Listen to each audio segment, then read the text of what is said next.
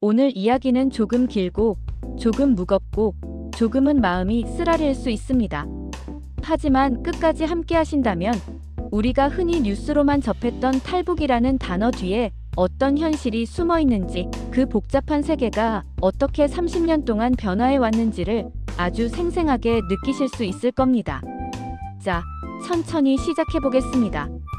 잠시 눈을 감고 1990년대 북한의 강가를 떠올려 보세요. 압록강, 두만강 이름만 들어도 차가운 바람이 스칩니다. 겨울이면 얼어서 사람 발자국이 찍히는 장소, 여름이면 깊고 빠른 물살이 목숨을 앗아가는 장소. 지금부터 우리는 시간의 축을 따라 그 강가를 오가는 수많은 사람들의 발자국을 하나씩 따라가 보려 합니다. 먼저 1990년대 초반입니다. 북한 내부에서는 이미 식량난의 징조가 조금씩 보이고 있었습니다. 고난의 행군이라는 이름으로 뒤에 불리게 될 대재앙의 서막이죠. 이 시기 탈북의 성격은 지금과 많이 달랐습니다.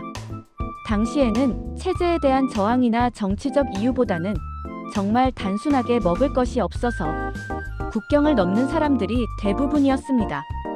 사람이 굶으면 이성이 무너지고 체면이 무너지고 결국 생존만 남습니다. 그 생존의 본능이 압록강과 두만강의 얼음판으로 사람들을 몰아넣었죠. 북한 군인들은 이때만 해도 국경 경비가 지금처럼 첨단화되지 않았습니다. 열상 장비도 없었고 조명탄도 많지 않았습니다.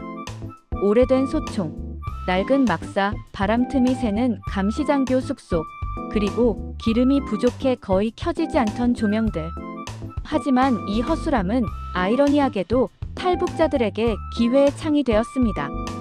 밤일부터 3시 사이, 근무교대 직전에 감시가 가장 느슨해지는 틈이 생겼고 아주 많은 사람들이 그 시간대에 강을 건넜습니다. 어떤 날은 얼음판이 너무 약해서 강을 건너다 구멍이 뚫려 그대로 물속으로 사라진 사람도 수없이 많았죠. 당시 중국 측 주민들의 증언에 따르면 어떤 겨울은 밤마다 얼음 깨지는 소리가 들릴 정도였다고 합니다. 그 소리가 곧 누군가 사라졌다는 뜻이기도 했습니다.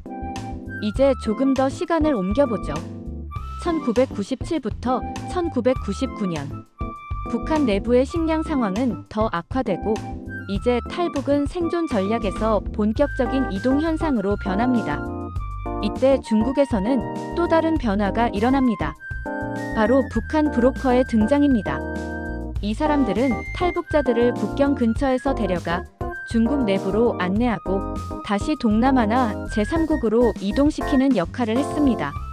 물론 좋은 의도를 가진 사람도 있었지만 대부분은 돈을 목적으로 했고 때로는 탈북자들을 인신매매 조직에 넘기는 잔혹한 일도 다반사였습니다. 탈북 여성들이 농촌 노총각에게 팔려가다시피 결혼하는 일은 이때부터 본격적으로 증가했습니다. 당시 중국 농촌의 성비 불균형은 심각했고 개혁 개방 이후 도시로 남성 인력이 몰리면서 농촌 지역은 여성이 부족해졌습니다. 한국에 가고 싶어 중국에 왔던 여성들은 이런 구조 속에서 선택지가 거의 없었습니다. 배고픔과 추위에서 벗어나고 싶었지만 중국 도착 후 선택지는 또 다른 굴레였던 거죠. 한편 북한 내부에서도 군부가 국경 통제를 강화하기 시작합니다. 이때 6개월 단위 대대급 순환 배치가 시행되었는데 이로 인해 국경의 긴장도와 부패도가 동시에 증가했습니다. 새로운 병사들은 탈북자들을 더 강하게 단속했지만 시간이 지나면 뇌물 구조가 자리 잡으면서 밤에 강을 건너는 대가로 일정 금액을 받고 눈을 감아주는 병사들도 등장했습니다. 정권이 통제를 강화하면 부패도 더 깊어지는 이상하고도 잔혹한 현실이 국경에서 벌어졌습니다. 2000년대 초반으로 넘어가면 탈북 루트는 계획된 이동으로 진화합니다. 한국 정부의 보호 정책이 알려지기 시작하면서 탈북자들은 한국행을 목표로 하는 비율이 크게 늘었습니다. 중국에서 일하던 조선족 브로커, 북한 내부의 정보원, 국경 연선 주민, 심지어는 중국 공안과 커넥션이 있었다고 주장하는 사람들까지 얽혀 탈북은 하나의 산업이 됩니다. 외부에서는 탈북 산업이라는 새로운 말까지 등장합니다. 이 산업은 돈이 많으면 안전하게 갈 수 있고 돈이 없으면 위험한 루트를 따라야 하는 불평등 구조를 불러왔습니다. 이때 탈북 루트는 크게 세 가지로 나뉩니다. 첫 번째는 중국 깊숙한 지역 라오스, 태국, 한국 루트. 두 번째는 중국 몽골 사막 횡단 한국 대사관 접촉 루트. 세 번째는 러시아 노동 파견지 탈출 루트죠. 각각의 위험과 비용은 달랐고 탈북자 개인의 사정에 따라 선택이 갈렸습니다.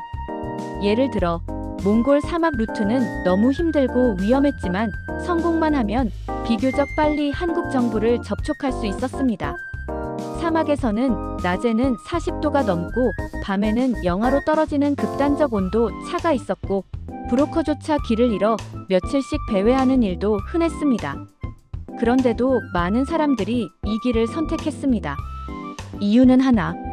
중국 공안에게 잡히면 북한으로 강제 송환되는데 송환되면 정치 범수용소, 구타, 공개재판, 심지어 가혹한 처형까지 이어질 수 있었기 때문입니다. 사막에서 죽는 것이 송환되는 것보다 덜 무서웠던 겁니다.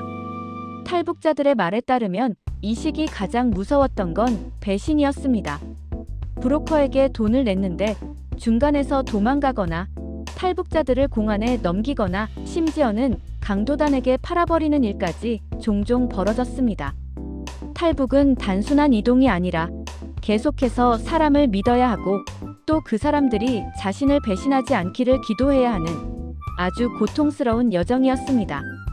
이제 시간이 조금 더 흘러 2010년대 중반으로 가봅시다. 중국과 북한 양쪽에서 국경 감시 기술이 성능을 높이기 시작합니다. 북한은 중국의 밀수 탈북 단속 요구에 따라 감시 장비를 도입했고 중국은 고성능 카메라, 적외선 감지 센서, 드론까지 동원했습니다. 이에 따라 압록강과 두만강을 통한 탈북은 급격히 줄어듭니다. 대신 높은 돈을 지불하고 관리되는 루트 또는 중국 내부장기 도피형 루트가 등장합니다. 그러나 기술이 발달해도 사람들은 길을 찾습니다. 2010부터 2018년 사이에는 대학생 지식인 엘리트층 탈북이라는 새로운 패턴도 나타납니다. 이들은 군사정치 정보를 가지고 있거나 대사관 무역 대표부 직원으로 해외 파견되었다가 망명을 선택한 사례가 늘어났습니다. 예를 들어 영국, 이탈리아, 쿠웨이트, 중국 등지의 대사관에서 일하던 인사들이 가족과 함께 탈출하는 일이 뉴스가 되기도 했죠. 이들은 더 복잡한 국제 정치의 틈을 이용해 탈출했고 이들의 망명은 북한 정권에 큰 부담을 주기도 했습니다. 2020년 이후 코로나19 팬데믹이 터지면서 국경은 완전히 봉쇄됩니다. 이때 탈북 루트는 거의 사라지다시피 합니다. 북한은 국경지대에 철조망을 추가하고 고압 전류 장치를 강화하고 접근 금지 구역을 넓혀 시민들의 이동을 더욱 제한합니다. 반대로 중국도 방역을 이유로 국경지역 감시를 극대화하죠. 이때 탈북을 시도한 사람들은 전례 없는 위험에 노출되었습니다. 그럼에도 2023부터 2025년 현재 일부 새로운 루트가 조심스럽게 나타나고 있습니다. 예를 들어 라이선스 차량을 이용한 제한적 이동, 중국 내에서 오랜 기간 숨어 있다가 제3국으로 이동하는 장기, 은신형 패턴, 또는 동남아 지역 브로커 네트워크의 재편 등이 그런 흐름입니다. 그러나 위험은 과거보다 높고 비용은 3배, 4배 가까이 상승했습니다. 오늘날 탈북은 목숨을 건 위험한 선택이면서 동시에 엄청난 경제적 부담이 된 셈입니다. 이제 우리는 질문을 던져야 합니다. 왜 사람들은 아직도 이런 위험을 감수하고 국경을 넘을까? 정답은 단순합니다. 더 나은 삶, 가족, 자유, 미래. 탈북자들은 이것을 위해 목숨을 걸고 움직입니다. 그리고 그들의 여정은 지금도 계속되고 있습니다. 오늘 이 이야기의 마지막은 특정 결론을 내리지 않겠습니다. 대신 여러분의 마음속에 하나의 장면이 남기를 바랍니다. 새벽 차가운 공기 속 얼음 위를 조심스레 건너는 한 사람의 발걸음. 저 작은 발걸음 하나하나가 누군가의 미래와 희망, 그리고 두려움이 얽혀있는 여행이라는 사실을 기억해 주셨으면 합니다. 그리고 그 여정이 앞으로 더 안전하고 인간적이길 우리 모두가 조용히 바랄 수 있기를 소망합니다.